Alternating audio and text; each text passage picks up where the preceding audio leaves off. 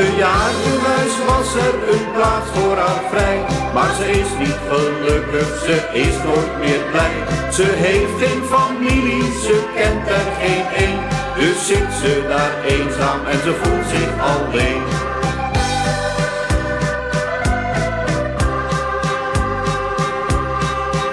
Ze zit daar eenzaam op haar kamer, ze kijkt om zich heen. Ach, het is niet zo groot, maar ze voelt zich alleen.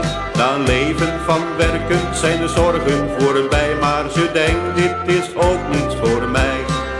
In bejaardenhuis was er een plaats voor haar vrij.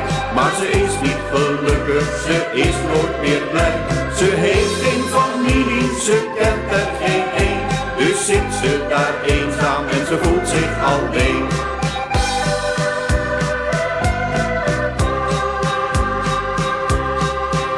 Ze zit daar eenzaam op haar kamer, ze denkt aan wel eer. En ze denkt aan haar man, want die is er niet meer.